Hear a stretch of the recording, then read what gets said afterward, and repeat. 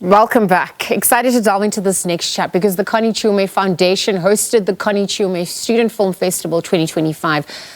This happened last week in KwaZulu-Natal with a series of workshops, of screenings, awards and industry activation events that were focused on empowering youth in historically disadvantaged communities. The three-day event reflected on her commitment to develop the next generation of South African filmmakers. So perhaps to tell a little bit more about this story, we're going to be joined by Therea Vivian Moila, Interim CEO and Board Chairperson of the Foundation, as well as Nongelo Chiume, spokesperson of the Foundation. A very good morning to the both of you, and thank you. Thank you for joining us.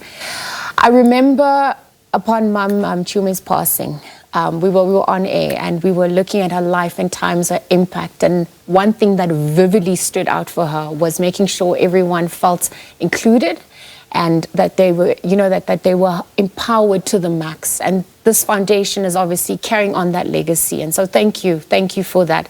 If we look at what transpired last week through the film festival, let me start with you, Therea. Could tell us a little bit more how that went. How was it received?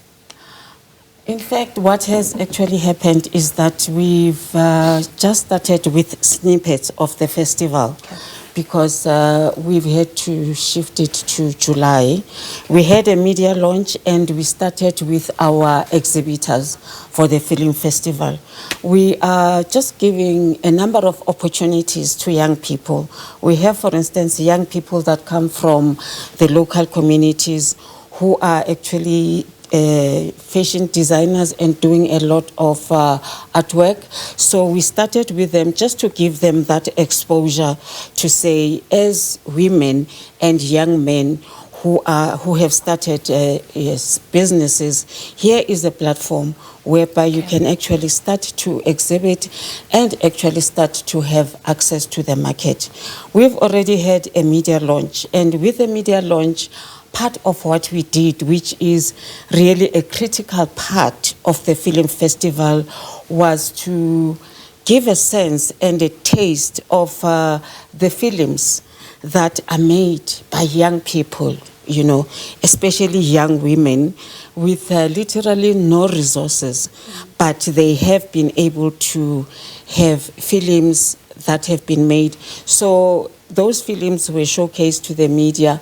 It's about saying, as a young person who aspires to be a filmmaker, it is possible that you can become a filmmaker. It is possible that your film can be put out there. And I think for us, it's about saying we are starting local and giving access here in Ekurhuleni. They'll be able to attend other film festivals, locally, regionally, and internationally as well.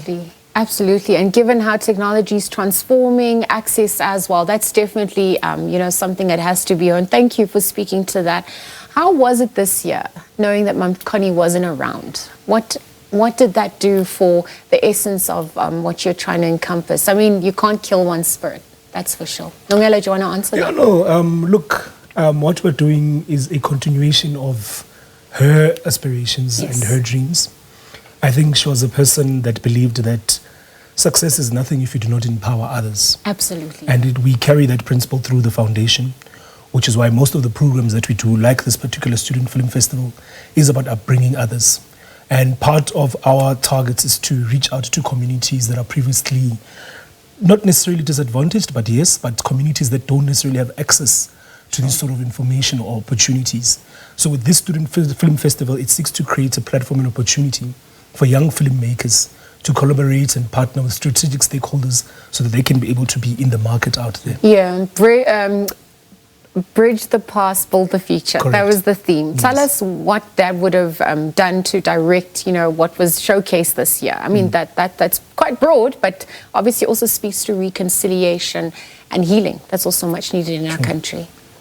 Yes, I think maybe to start on the question that you posed to Nongelo, for us, it was not easy, but part of what we are doing is to say the show must go on. Yeah. And because the show must go on is a bit of creating a balance between mourning and also then making sure that her vision really lives on. And it's it's about creating this environment where you are giving young people platforms that otherwise they wouldn't be exposed to. Giving them that opportunity for them to interact with people who are seasoned within the creative industry, who are there to empower them. And once they are empowered, they are then able to continue with doing the work, and also to give that element, very critical element of mentorship.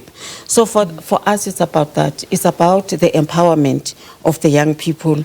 It's also about the fact that once they're empowered, you continue to mentor them, so that you don't just leave them, but you continue to walk the path with them. I need to wrap up. In terms of screening, where is that happening? Also, if people want to get in touch and support, how do they go about doing that? So we are hosting the festival, the first round of the festival, at Sibikwa Arts Center in Ikuruleni.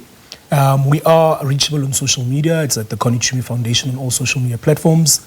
And those that want to be directly in touch with us, you can contact us on 081 509 4770. All right, thank you so much. All the best day. Connie Chiume Student Film Festival, set to uplift youth through storytelling and skills development at large. Again, thank you to Therea and Nongelo for joining us to chat a little bit more about what we can expect ahead of that screening, and just wishing them all the best of luck as they continue to honor her spirit and life and times. Let's leave the conversation there. We'll be right back after this. Of course, at the top of the hour, we recap those top stories, and we have your sporting action as well. Stay tuned.